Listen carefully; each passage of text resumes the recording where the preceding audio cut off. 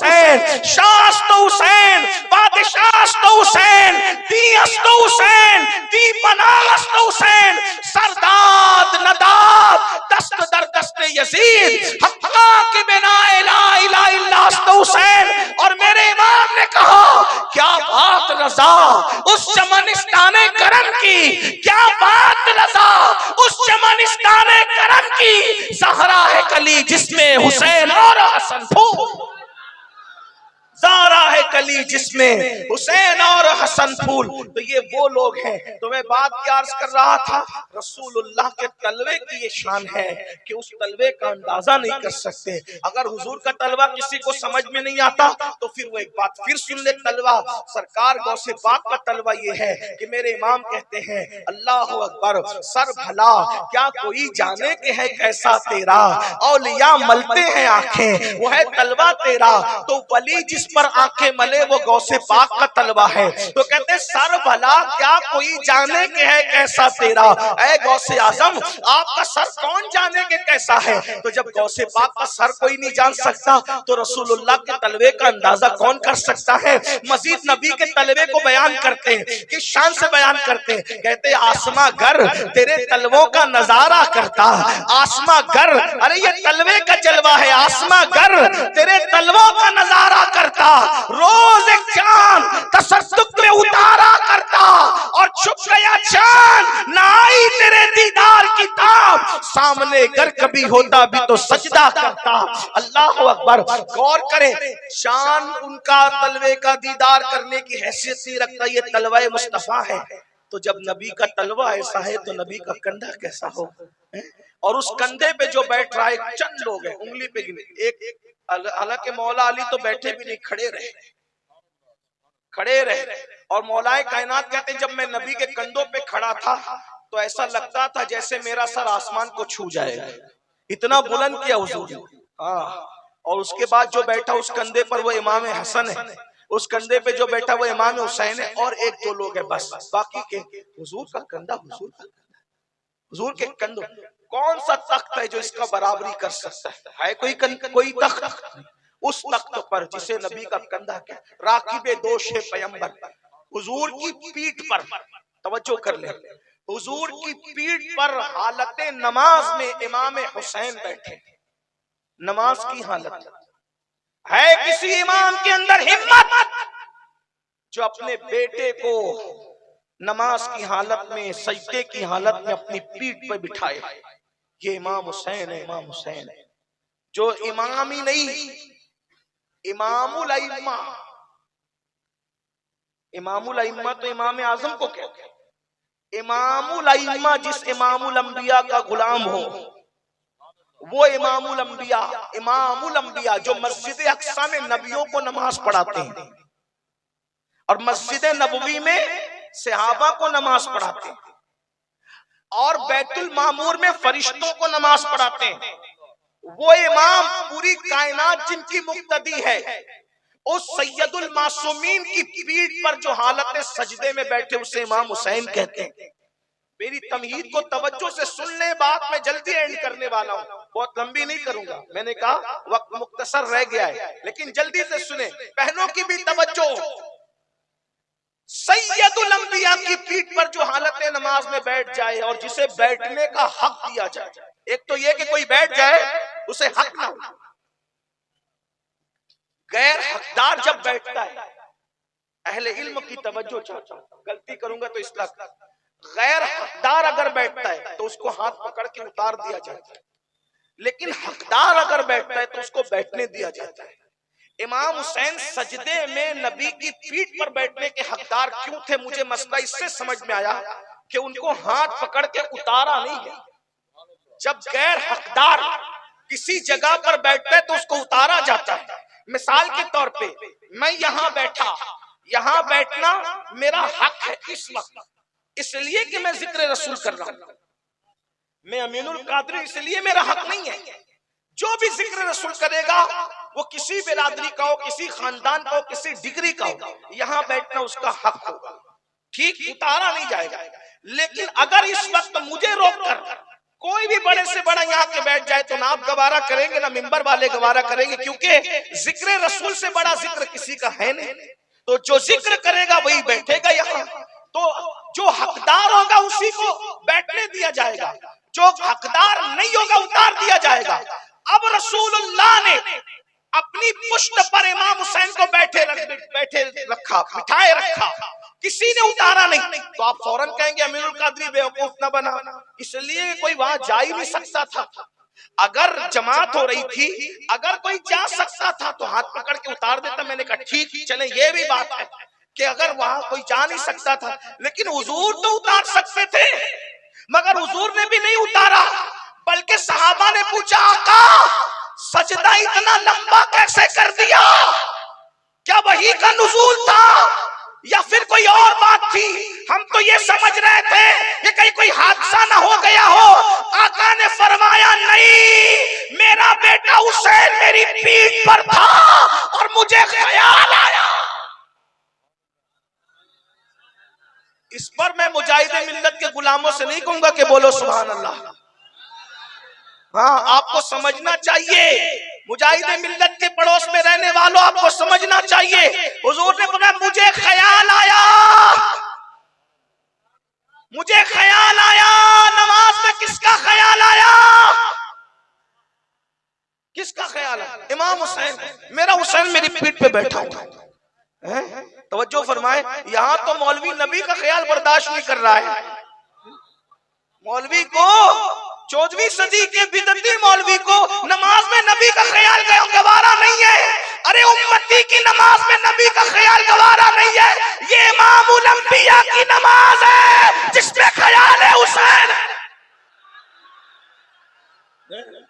हुसैन वो हुसैन है, हुसैन वो हुसैन है जो नबी की नमाज में भी ख्याल में आ रहे हैं। हुसैन वो हसीन है जो नबी की नमाज में। और फिर अल्लाह पर कहा, तवज्जो करें, कयाम की हालत में ख्याल में नहीं आए, रुकू की हालत में ख्याल में नहीं आए।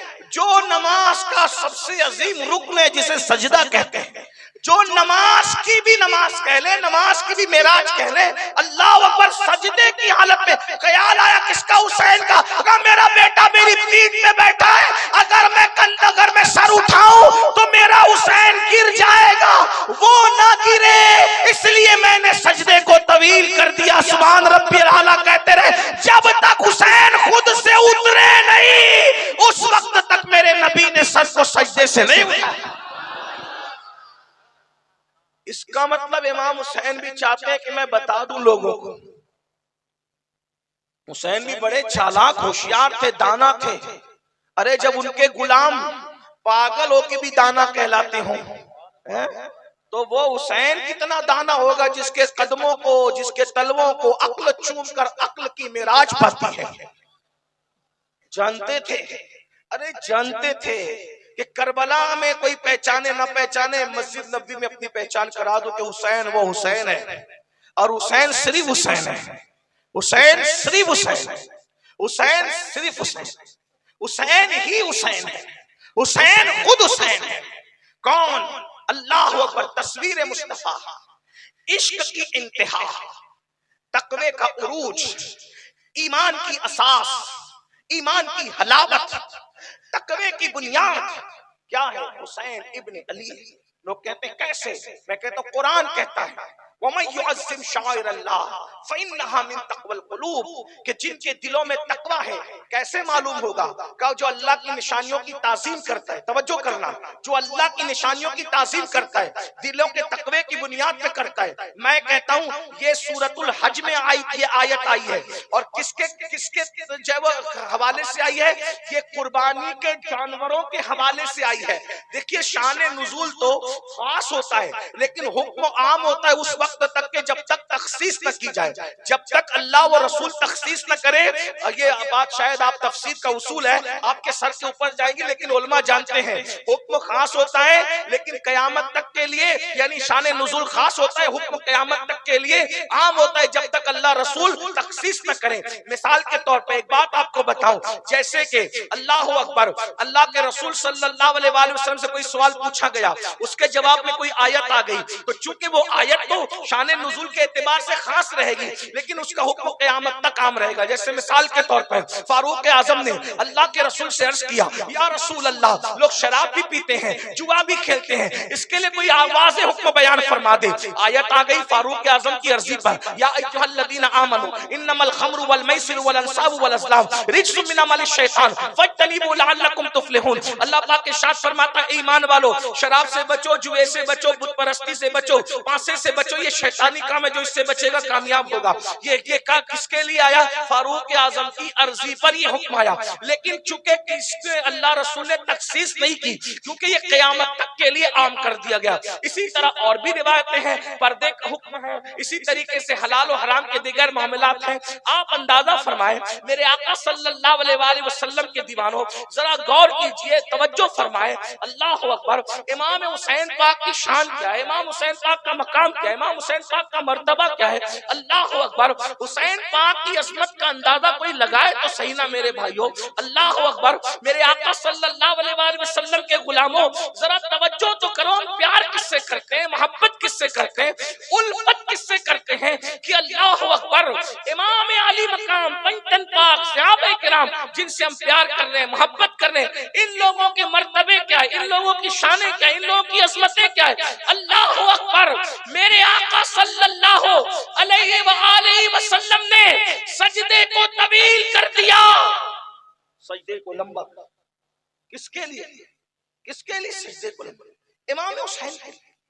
इमाम हुसैन ने बताया, कोई मुझे वहां पहचाने ना पहचाने, मस्जिद नबवी में लोग मेरी शान देख ले, मेरी अजमत देख ले, लोग मेरी बुजुर्गी देख ले कि मैं कौन हूं, किसके कंधे का सवार हूं, किसके कंधे का सवार हूं। अंदाजा फरमाए, मैं किसका लुआब चूसता हूं, मैं किसके सीने पे चढ़ता हूं, मैं किसका महबूब हूं, मैं किसका मतलूब हूं, मैं किसका मंजूर नजर हूं। अल्लाह अकबर। इसीलिए मैं कहता हूं कि इमाम हुसैन सिर्फ इमाम हुसैन, इमाम हुसैन सिर्फ इमाम हुसैन है।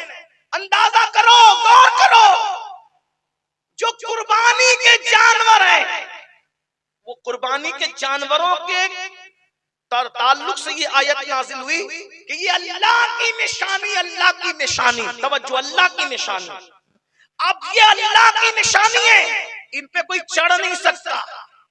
इनका दूध दो करके अगर नियत कर ली है कि मुझे ये जानवर की कुर्बानी करना है, उलमा से पूछो, उसका दूध दोकर कोई गनी पी नहीं सकता, उससे फायदा नहीं उठा सकता, उस पे अपने बच्चों को नहीं बिठा सकता, सवारी के लिए खुद सवारी नहीं कर सकता। गौर कीजिए, तवज्जो कीजिए, क्योंकि वो कुर्बानी का जानवर है। भाइयों, जो अल्लाह की राह में कुर्बान होने के लिए जानवर की हैसियत से मुंतखब हो जाए, उसकी ताजीम दिलों के तकवे की वजह से है। और जो आलम अरवा से रसूलुल्लाह का फिदिया बन करके पैदा हो, उसकी ताजीम और एहतराम में तकवे के उरूज का आलम क्या हो। अंदाजा तो फरमाए, जो मेरे नाम पे ज़बा हो, आपके नाम पे ज़बा हो, वो उसकी शान ये है कि उसकी ताजीम दिलों का तकवा है। तो जो रसूलुल्लाह का फिदिया बनकर, जो हुजूर की शहादत के बाप को, सीरत के बाप को पूरा करे, वो इमाम हुसैन इब्न अली। क्या शान है। हुजूर की नमाज में जिसका ख्याल है, औलिया जिसको मानकर वली बनते हैं, अब उस इमाम हुसैन, ये मैंने तमहीद के तौर पे गढ़ी, उस इमाम हुसैन जो जन्नती जवानों का सरदार, पैदा होते ही सरदारी दे दी गई, जन्नती जवानों का सरदार है। फिर उसके बाद इमाम अली मकाम का किरदार क्या था, एंड पे बात करना चाहता हूँ। असल उन्वान ये है, हमारे पास तो जन्नती जवानों की सरदारी क्या, हमारे तो जन्नत के बारे में भी ना आपको खबर है ना मुझे खबर है। कौन कौन जन्नत में जाएगा ना आपको मालूम है ना मुझे मालूम। मैं भी जन्नत में जाऊंगा कि नहीं जाऊंगा, ये मैं यकीन से नहीं कह सकता। जो यकीन से कह सकते हैं उनका अपना जिम्मा है, वो अपनी बात करे। मुझे यकीन नहीं है, मैं सिर्फ उम्मीद कर सकता हूं कि इंशाअल्लाह मैं जन्नत में जाऊंगा, और उम्मीद बहुत मजबूत है मेरी। और क्यों ना जाऊं इंशाअल्लाह, क्योंकि ऐसों का दामन पकड़ा है, ऐसों का। लोग कभी कभी मुझसे कहते हैं, मैं तकरीर में सुनता हूं, मैं भी कभी कहता हूं कि सिकंदर मुकद्दर का सिकंदर, मुकद्दर का सिकंदर। मैंने कहा ओ सिकंदर क्या औकात रखता है हम लोगों के साथ? सिकंदर क्या हैसियत रखता है? सिकंदर और अपना क्या तकाबुल है? लोग कहते वो कैसे? मैंने कहा इतनी मेहनत की उसने, आधी से ज्यादा दुनिया फतह की। क्या फतह किया उसने? मिलके बोले क्या फतह किया? आधी से ज्यादा। और जब दुनिया से गया तो खाली हाथ गया, जनाजे में हाथ खाली थे। मैंने कहा उसके मुकद्दर में आधी से ज्यादा दुनिया है और मेरे मुकद्दर में नबी और आले नबी और असहाबे नबी का दामन है। तवज्जो कर, फर्क कितना है? उसके हाथ में आधी से ज्यादा दुनिया, मेरे हाथ में आमिना के लाल का दामन। और फिर वो खाली हाथ गया। इंशाअल्लाह मैं खाली हाथ जनाजे में नहीं जाऊंगा। एक हाथ में आले नबी का दामन होगा, एक हाथ में असहाबे नबी का दामन होगा। हम खाली हाथ नहीं जाएंगे। और जो ये दोनों दामन लेके जाएगा फिर उसकी कब्र क्या होगी? तो मेरा ईमान कहता है जिना बनेगी मुहिब्बान चार यार की कब्र, जो अपने सीनों में ये चार बाग लेके। सिकंदर हमारे मुकद्दर पे नाश करे, उसको आधी से ज्यादा दुनिया मिली है और हमें तो आमिना के लाल का दामन मिला है। उम्मीद करते हैं कि जन्नत मिलेगी इंशाअल्लाह, लेकिन डर भी है अगर अल्लाह नाराज हो गया तो। ये खास बात, अगर अल्लाह नाराज हो गया तो इसलिए ज्यादा उछल कूद न किया करो। जब नबी के बेटे को अल्लाह जहन्नम में डाल सकता है, बात मैं एंड की तरफ ले जा रहा हूं। उन्वान यही कहना था, मैंने इब्तिदा तमहीद के तौर पे बांधी थी। जब नबी के बेटे को जहन्नम में डाल सकता है, जब नबी की बीवी को जहन्नम में डाल सकता है। मेरी बहनों की भी तवज्जो, क्या लोग भूल गए?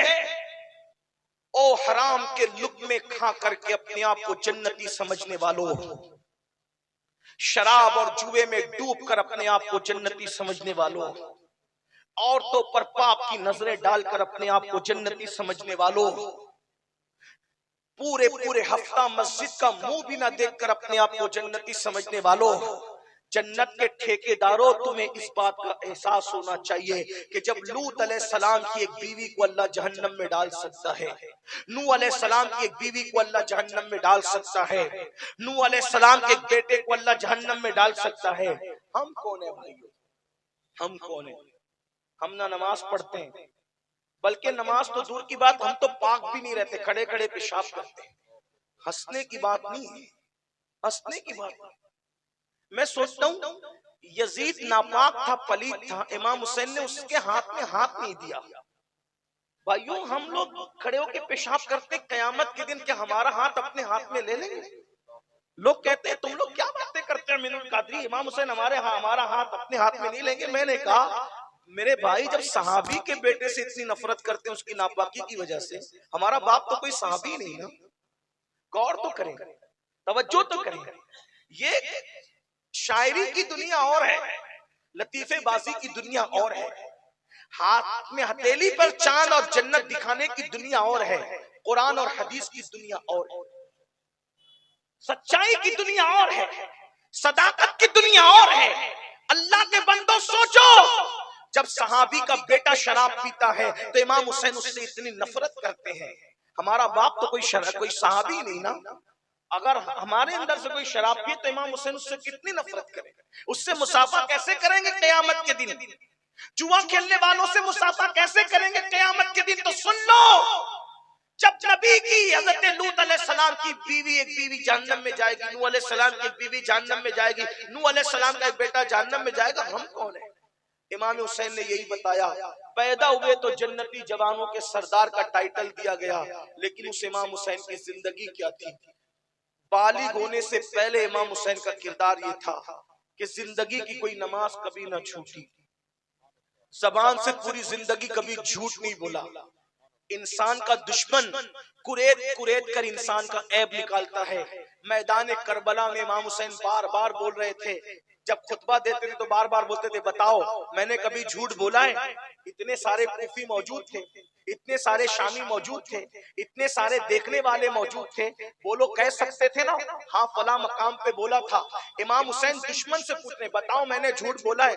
मैं कहता हूँ अगर यहाँ बैठे बैठे इंटरनेट पे तकरीर नश्र हो रही है, मिंबर पे बैठा हुआ कोई आदमी बोल दे बताओ मैंने कभी झूठ बोला, मैं तौहीन नहीं कर रहा हूँ मिंबर वालों की, लेकिन सिर्फ मिसाल दे रहा हूँ ताकि इमाम हुसैन की शान आपको पता चले। तो भाइयों अभी कमेंट्स आने लगेंगे, हाँ हजरत फला मकाम पर तो वादा करके नहीं आए थे, फला मकाम पर तो ऐसा हो गया था, फला मकाम पर तो आपने ये कह दिया था। भाइयों ये हमारा हाल है। दोस्त तो लोग गवाही देंगे कि हम क्या है, मगर वहां दुश्मन जान के दुश्मन से पूछते हैं, बताओ मैंने झूठ बोला है? बताओ मैंने हराम माल खाया है? बताओ मैंने किसी की हक़तलफी की है? बताओ मैंने कभी नमाज छोड़ी है? बताओ मैंने कभी किसी का कत्ल किया है? लेकिन हैरत की बात यह है, कोई दुश्मन भी, शिमर जैसा दुश्मन भी, अमर साज जैसा दुश्मन भी, अला फला जैसे दुश्मन भी सामने खड़े, जान के दुश्मन सामने खड़े, किसी में जुर्रत नहीं है कि मेरे हुसैन को झूठा कह सके। हुसैन वो सच्चा है जिसके दुश्मन भी उनकी सच्चाई की गवाही दे रहे हैं। हुसैन वो नमाजी है जिसके सजदों की गवाही उसके दुश्मन भी दे रहे हैं। हुसैन वो बाकिरदार है जिसके दुश्मन भी उसके किरदार की गवाही दे रहे हैं। अल्लाहु अकबर। तो बचपने में भी कभी झूठ नहीं बोला, बचपने में कभी किसी की गीबत नहीं की, लेकिन अल्लाहु अकबर इतना तकवा, इतनी परहेजगारी के साथ जिंदगी गुजारने के बावजूद जिसको जन्नती जवानों का सरदार का, जन्नत जिसके बाप की थी, बाप की जन्नत जिसके बाप की थी, मेरे आका ने फरमाया या अली, हदीस पढ़ रहा हूं, क्या फरमाया आका ने? या अली, या अली। हदीस में है, क्या समझे या अली? या अली कहना हुजूर की सुन्नत है। हुजूर क्या कह रहे हैं? या अली। कुछ लोगों को तकलीफ होती है या अली कहने से, ये अली अली कब से शुरू कर दिया? मैंने कहा हुजूर की सुन्नत है, आका की सुन्नत, और जो चीज सुन्नत होगी वो कभी राफजियत नहीं हो सकती। सहाबा का बुग़्ज़ राफजियत है, या अली कहना राफजियत नहीं है। राफजियों ने तो हमसे चुराया या अली कहना। अरे जब हमने कहना छोड़ दिया तो दुश्मनों ने शुरू कर दिया। जब तक हम कहते रहे तब तक कोई बिदअती कहने की जुर्रत नहीं करता था। अरे या अली तो वो है, जब तक अली अली नहीं करता तब तक खुदा का वली नहीं बनता। अगर यकीन ना आता है तो मतलउल क़मरैन उठा के पढ़ ले, अगर यकीन नहीं आता तो तू उसके मुर्तज़वी उठा के पढ़ ले। मेरा इमाम कहता है सलामी जिसके दर का हर वली है, सलामी जिसके दर का हर वली है, अली है हाँ अली है हाँ अली है। कभी दीवार हिलती है, कभी दर कांप जाता है, अली का नाम सुनकर अब भी खैबर कांप जाता है। ये मौला अली की शान है। वो अली आका या अली, ए अली अंता कसीमुल जन्नत वन नार, ए अली तू जन्नत और जहन्नम का बांटने वाला है। जिसका बाप जन्नत भी बांटे और जहन्नम भी बांटे है वो इमाम हुसैन। लेकिन गौर करें जरा, फरमाया ए अली तू साकी हौज़े कौसर है, तू हौज़े कौसर पे जाम पिलाने वाला। अंत मिन्नी वाना मिन्क, ए अली अंत मिन्नी वाना मिन्का, तू मुझसे है मैं तुझसे हूं। हुजूर ने उनके लिए फरमाया, उनके बाबा के लिए फरमाया। तवज्जो करें जरा, ऐसे बाप का बेटा है मेरा मौला हुसैन पाक। अब जरा इमाम हुसैन की वो फिक्र देख लें, जन्नत उनके बाबा की, जन्नत उनके नाना की, उनकी अम्मी सैयदा फातिमातुज़ ज़हरा। उनकी अम्मी कौन? सैयदा फातिमातुज़ ज़हरा। ऐसी माँ किसको नसीब? हमारी माए कनीजों में नाम आ जाए तो अपनी मिराज है। उनकी अम्मी जान जिनके हुजरे में इजाजत के बगैर जिब्रील ना है, उनके घर में बे इजाजत जिब्रील आते नहीं। कद्र वाले जानते हैं कद्र शाने, ये खानदान है। नस्ल भी बेमिसाल है, असल भी बेमिसाल है। नस्ल में गौसे आजम जैसे लोग, गरीब नवाज जैसे लोग, इमाम ज़ैनुल आबिदीन जैसे लोग, ये नस्ल है। और असल में रसूलुल्लाह सैयदुल अंबिया है। लेकिन अब सुनिए, जो एंड पे जो पैगाम थे ना वो ये, इतने बड़े बाप के बेटे, इतनी बड़ी माँ के बेटे, खुद इतने बड़े भाई उनके बड़े, उनका खानदान बड़ा, सब बड़ा ही बड़ा, बड़ा ही बड़ा, बड़ा ही बड़ा मामला। वहां छोटी कोई चीज है, जो गुलाम हो जाए वो भी बड़ा हो जाए, जो दरवाजे पे झाड़ू लगा ले वो भी छोटा नहीं रह जाए, कोई बड़ा ही बड़ा, बड़ा ही हर चीज बड़ी है। अरे जो वहां की गुलामी कर ले सच्चे दिल से, उसको भी लोग सिर्फ हजरत कहने पे इक्तिफा नहीं करते, बल्कि जो सच्चे दिल से गुलामी कर ले वो भी आला हजरत हो जाता। मारायरा शरीफ से आवाज आती है, खानजादा सैयदों का आला हजरत बन गया। खानजादा सैयदों का आला हजरत बन गया, क्योंकि उसने जिंदगी भर की थी मिदहत नूर की, क्योंकि उसने जिंदगी भर की थी मिदहत नूर की। यानी कोई वहां इतना रह ही नहीं जाता है भाइयों। जब गुलाम आला हो जाता है, गुलाम आला हो जाते हैं, वो खानदान की बात ही निराली है। क्या खानदान है मेरे हुसैन पाक का, लेकिन इतना बड़ा खानदान होने के बाद भी अब सुनिए, अब सुन ले, इमाम हसन अल बसरी सैयदुत ताबईन खैरुत ताबईन इमाम हसन बसरी, जो वलियों के वली हैं, सिलसिले चिश्तिया कादरिया के बड़े बुजुर्गों में, यानी सारे बुजुर्गों का सिलसिला चिश्ती हो, कादरी हो, सरवर्दी हो, इमाम हसन बसरी से मौला अली तक जाता है, मौला अली से हुजूर तक जाता है। वो फरमाते हैं, मैं हज को गया, जब मैं हज को गया तो हज को जाने के बाद मैंने देखा कि एक बंदा हरम में ऐसे चिपका हुआ है जमीन पर, जैसे गीला कपड़ा अगर किसी फर्श पे रखा जाए तो वो कैसे चिपक जाता है, चुम्बक की तरह, मैग्नेट की तरह कैसे चिपक जाता है गीला कपड़ा, वैसे कोई बंदा जमीन पे चिपका है और जमीन पे चिपक कर ऐसा रो रहा है, ठाड़े मार मार के, आहोजारी करके, कि उसके आंसू बह रहे।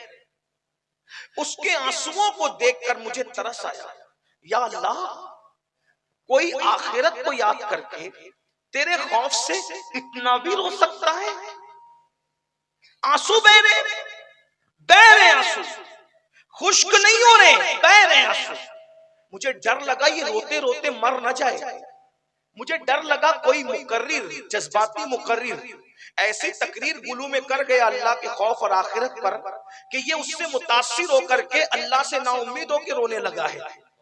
ये किसी किस्सा गो वाइज, किसी वास करने वाले की तकरीर से मुतासिर हो गया है।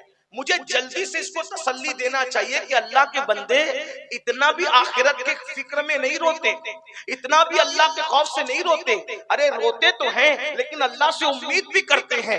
बस मैं सोचने लगा, अल्लाह ना करे कि सजदे में इसकी जान ना निकल जाए। ये कोई देहाती तो नहीं है, ये कोई बेपढ़ा लिखा तो नहीं है। मैं इसको तसल्ली दूंगा, इसको समझाऊंगा कि बंदे रोते भी हैं, उम्मीद भी करते हैं, इतना नहीं रोते, इतना आंसू नहीं बहाते। ऐसे मैंने दुआ की, अल्लाह जल्दी से इसको तौफीक दे दे कि ये सजदे से सर उठाए ताकि मैं इसको तसल्ली दूं। हजरत इमाम हसन बसरी कहते हैं, लेकिन मैंने जब लिबास पे तवज्जो की तो मैं समझ गया ये देहाती का लिबास नहीं, ये किसी अनपढ़ का लिबास नहीं, ये कोई पढ़ी लिखी हस्ती है, ये कोई बड़ी हस्ती है। बहरहाल मैं सर उठाने का मुंतजिर था। जैसे उसने सर उठाया, सर उठाने के बाद मैं उसको क्या तसल्ली देता, मैं उसकी क्या इस्लाह करता। खुद मेरी इस्लाह हो गई, मेरे पैरों के नीचे से जमीन खिसक गई, क्योंकि वो कोई और नहीं था जो ये कह रहा था, मौला क़यामत में तू मुझसे क्या पूछेगा, मैं तुझे क्या जवाब दूंगा। मौला तू मुझसे क्या हिसाब लेगा, मैं तुझे क्या जवाब दूंगा। मौला मुझ पे रहम फरमा दे, मुझे बेहिसाब बख्श दे, मुझे बेहिसाब बख्श दे, मुझे बेहिसाब बख्श दे। क़यामत में मुझसे सवाल न करना। मौला मेरी कमजोरियों पे रहम फरमा, मौला मेरी कमजोरियों पे रहम फरमा। जो अल्लाह को मनाते मनाते रोते रोते आंसुओं की नहरें बहा रहा था, जिसमें मैं सोचता था कि इसको तसल्ली दे के समझाऊंगा। जब उसने सर उठाया तो मेरे पैरों के नीचे से जमीन खिसक गई। वो कोई और नहीं था, वो जन्नती जवानों का सरदार हुसैन इब्ने अली थे। मेरी खुद की इस्लाह हो गई। अरे जब जन्नती जवानों का सरदार आखिरत को याद करके इतना रोता है तो हसन बसरी को कितना रोना चाहिए। हसन बसरी आपसे पूछता हूँ, जिसके सच्चाई किरदार की गवाही दुश्मन दे, जब वो आखिरत को याद करके इतना रोते हैं। मेरे भाइयों, हम तो झूठ भी बोलते हैं, गीबत भी करते हैं, चुगलियां भी करते हैं, कुछ लोग तो जिना भी कर चुके होंगे। इन्ना लिल्लाहि व इन्ना इलैहि राजिऊन। कुछ लोग तो औरतों पे पाप की नजरें भी डाल चुके होंगे, कुछ लोग तो गंदी फिल्में भी देख चुके होंगे।